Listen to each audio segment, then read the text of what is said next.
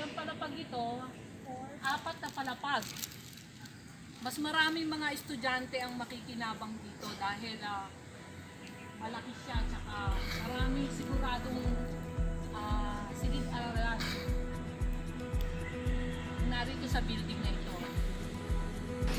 No, ito yung dating, dito nakatayo yung kahoy na classrooms. Yes. Diba?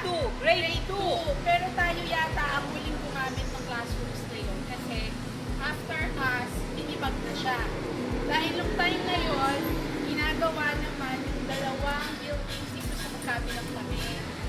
Yun yung buildings ng grade 3. Kaya if you remember, tayo mauna-una ang gumamit ng classroom yung grade 3. Yung very fresh pa, newly built pa yung classroom na yun, di ba? Sa likod ng building ng grade 2 noon is the Pero sa ngayon, makikita nyo na yung aming dinaraanan ay yung pa rin yung original na pathway. Oo. Kasi Kung magkatapat. saan, kung saan magmula sa Di ba dito yung grade 3 building building. natin. Ang advisor natin noon si Miss Sausa. Miss Sausa. Miss Sausa. Miss Sausa, sorry. Gusto rin pala siya. Oh. Dito, wala na yung building, home economics building na siya ngayon. At ang dulo ng building na yun dati ay ang Empty. Kantin! Ayun pa yung kantin! Oo. Kaya lang, sarado. Na-renovate na siya. Oo, bago na siya. Bago na siya. Na-renovate na siya. I think it's Ayun po naman ay papunta tayo sa grade 4 building.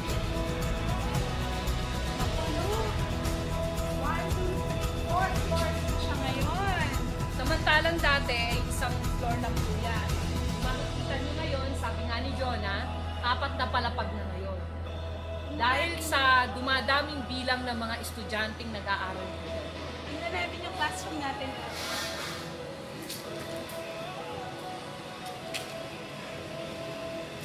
Nung natatandaan mo, meron ditong malaking puno na... Ayun na. pa rin siya. Nandito pa rin yung Puno ng puno ng kaimito.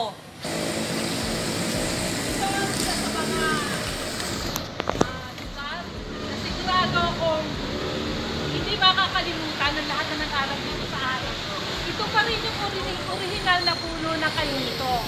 Ito pa rin yung pinakaupuan niya na dudulog na lamang o nailubog na dahil na tinampakan na yung porte na to. Ito kumakain ng pananghalian ng mga estudyante ng grade 4. Natatandaan ninyo na dito rin ang ginagawang laro ng mga estudyante noon ay hulaan. Kung ano yung mga nagsisitaan, yung pangalan ng mga bus, o kung tawagin yung araw yung Thames. Yun ang pinahuhula ko ang pangalan niya, Trinidad, St. Andrew. Yun ang mga games na ginagawa namin na naaalala ko nung panahon na kami ay pupunta sa lugar na ito. Tinibag na siya, yung lumang gusali, tapos tinayuan na siya ng bago. At ito ngayon ay may 4 na palapag na. Oo, 4 na nga eh. Kaya sigurado ako, mas maraming estudyante ang makikinabang dito sa bagong building na ito.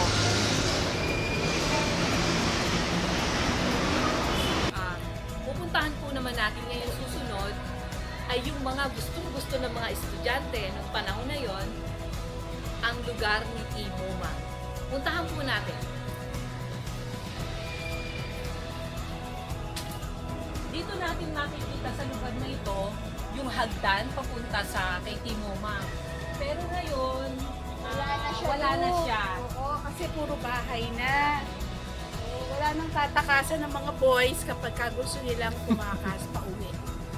Dahil natatandaan mo, Oo, maakyat dyan, di ba? At kung makikita ninyo, may bakod na rin ngayon.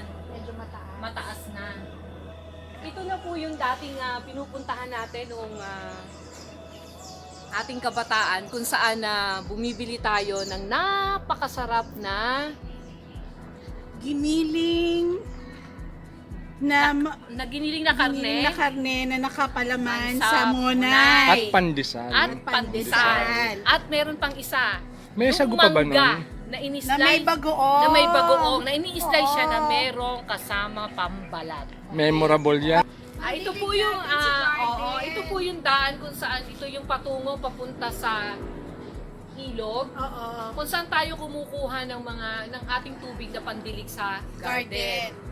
Ngayon, hindi na natin maintindihan kung paano pa tayo bababa dyan. Masyado na po siyang madawag, makalat. Samantala, narito po kami kung saan ginagawa ang field day. At dito rin po sa lugar na ito tayo naglalaro noon ng football at ng catching rubbers.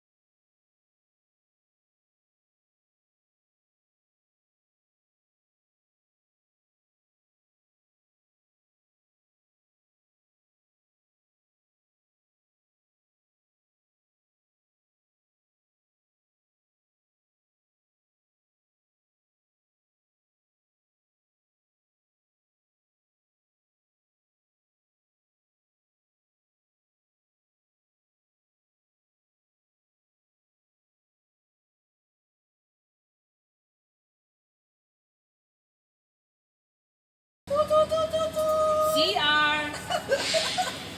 Sa aking pagkakatanda, ito ay nahahati sa 3 pintuan. Yung dalawa ay para sa panlalaki at pambabae at yung isa naman ay para sa mga teachers. Ngayon naman po, silipin natin kung ano ang nasa likod ng stage na ito.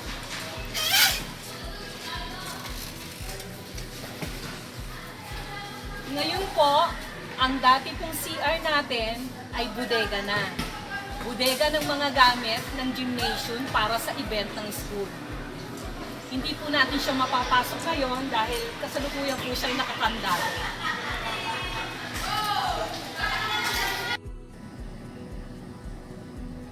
At dito rin matatagpuan natin yung isa pang CR. Dalawa bali ang CR dito sa sa AS nung panahon natin. Yung isa nga, yung nasa likod ng stage. At ito naman,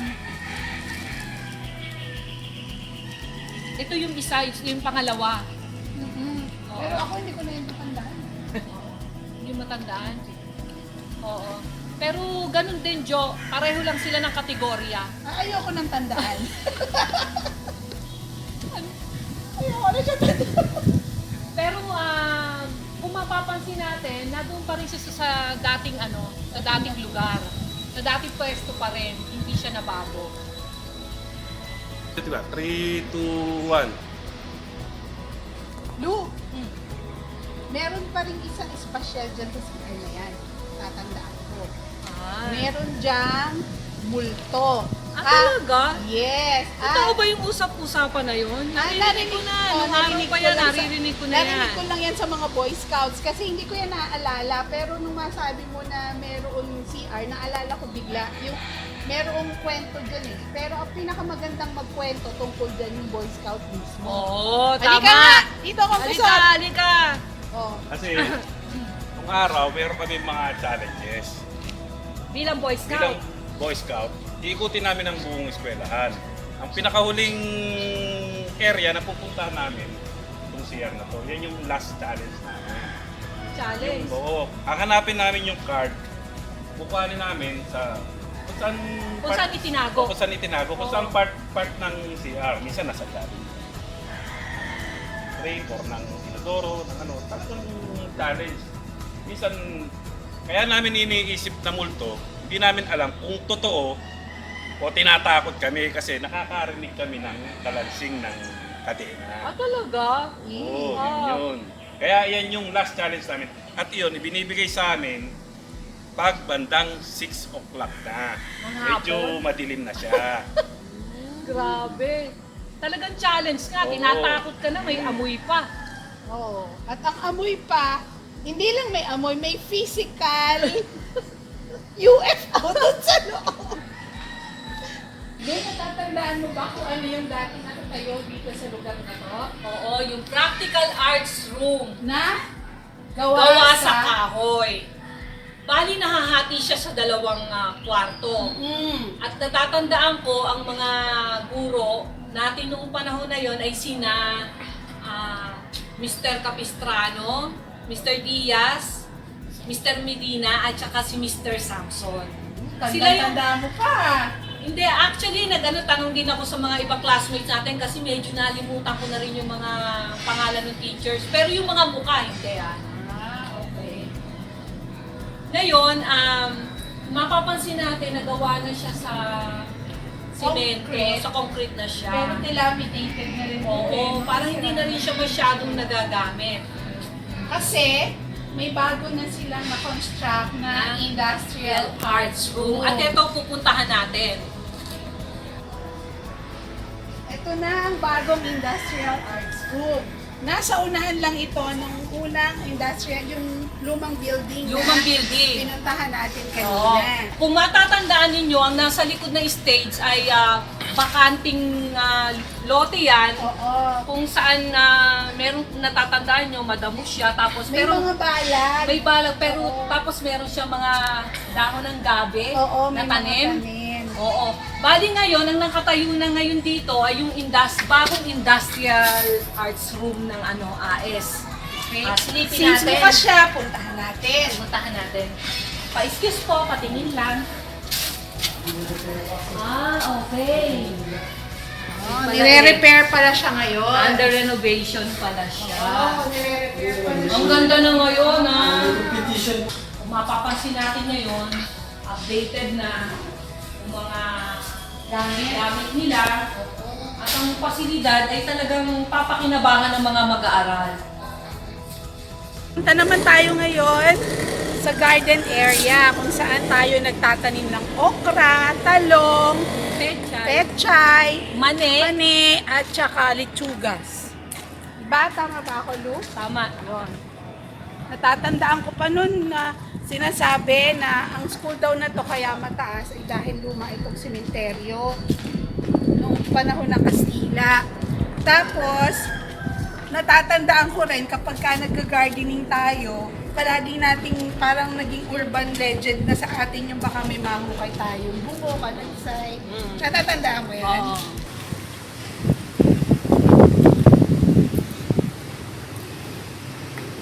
Alam mo ba, Komisor, ito na lamang ang gusaling natitirang bakas ng dating lumang AS. Sa tingin ko, Lo, ito yung dating kantin natin ng araw. Tama ka dyan. Ito yung dating kantin natin noong araw.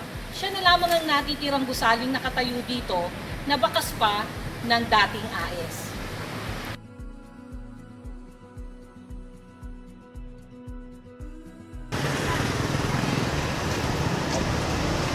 Talagang hindi nila makakalimutan ang tindahang ito ni Tiriki.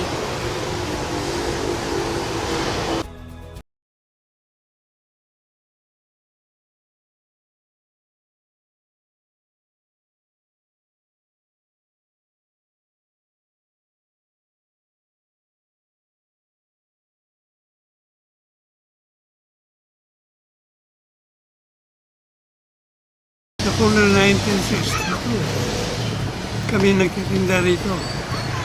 Ang tinda namin noon, mga banana Q lang. At saka, wala pa kami school supplies noon. Hindi ko lang matandaan kung anong year kami nagtinda na school rice at saka hindi itong tindahan pa ito. Saan po dati? Dati papag lang eh. Opo. Papag lang. Ma- Yung araw, dito kailangan ng kahoy. At saka,